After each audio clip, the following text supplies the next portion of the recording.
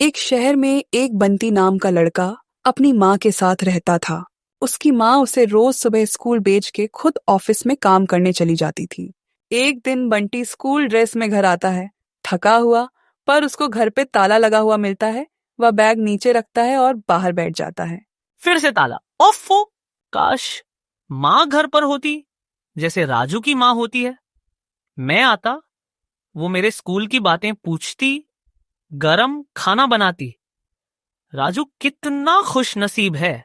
फिर बंटी आंखें बंद करके सिर दीवार पर रख के बैठ जाता है। धीरे धीरे ऊँघते ऊँघते उसकी आंख लग जाती है। कुछ देर बाद माँ ऑफिस से आती हैं, थकी हुई लेकिन मुस्कुराती हैं। बंटी, उठो बेटे, चलो अंदर चलो। ओफो माँ, तुमने कितनी देर लगा दी। मैं कब से तुम्हारा इंतजार कर रहा हूँ। तुम्हें मालूम है मुझे कितनी जोरों की भूख लगी है।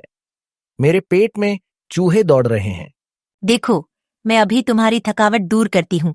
खाना गरम करके अभी परोसती हूँ। माँ ताला खोलती है, पर्स फेंकती है और किचन में जाती है। बंटी फिर ऊँघने लगता है। माँ किचन से आवाज लगाती है, बंटी जल्दी कपड़े बदलो, 2 मिनट में खाना तैयार है। बंटी ने हाथ मुंह धोए और खाने की मेज पर जा बैठा।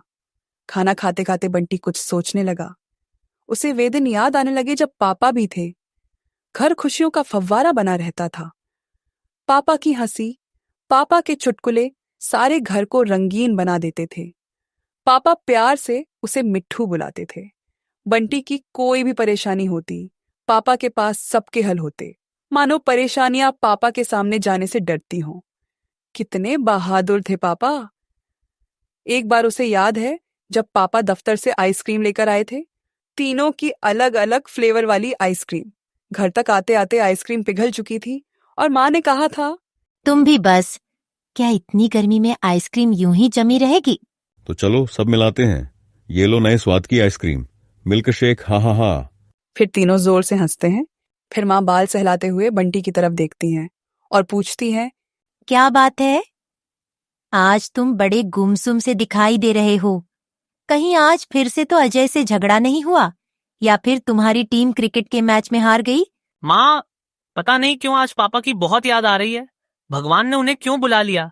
इतना सुनते ही माँ ने जोर से बंटी को गले से लगा लिया और उसकी आंखें आंसुओं से लबालब भर गईं। माँ की सिसकियां बंद होने का नाम ही नहीं ले रही थी। यह देखकर बंटी का उदास मन कुछ और उदास हो गया। उसे लगा जैसे इसी क्षण वह बहुत बड़ा हो गया है और माँ का उत्तरदायित्व उसी के कंधे पर आ गिरा है। उसने ठान लिया कि वह अपने आंसुओं से माँ को कमजोर नहीं होने देगा। और मन में सोचता है, कितनी मेहनती है माँ। घर का बाहर का सारा काम करके वह उसे हमेशा खुश रखने की कोशिश करती है।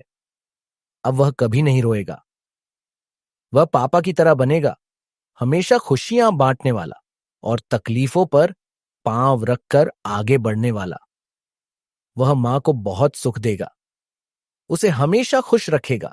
अगले दिन उठकर बंटी ने अपनी गुल्लक से 5 रुपए का नोट निकाला। माँ से छिपाकर जेब में डालते हुए वह स्कूल की ओर चल पड़ा। ये पैसे वह एरो मॉडलिंग के लिए बचा रहा था। उसे नए नए छोटे छोटे लड़ाकू विमान बनाने का बहुत शौक था। पर आज ये पैसे किसी और मकसद के लिए थे। स्कूल से आकर वह माँ से बोला, माँ देखो तो मैं तुम्हारे लिए क्या लाया हूं। ये रही तुम्हारी फ्रूट एंड नट आइसक्रीम और मेरी चॉकलेट आइसक्रीम। लिफाफा आगे बढ़ाया तो देखा दोनों आइसक्रीमें घुलकर एक हो गई थीं। माँ ने कहा, तुम भी बस, क्या इतनी गर्मी में? और बंटी ने वाक्य पूरा करते हुए कहा, आइसक्रीम यूं ही जमी रहेगी। और दोनों जोर से खिलखिलाकर हंस दिए।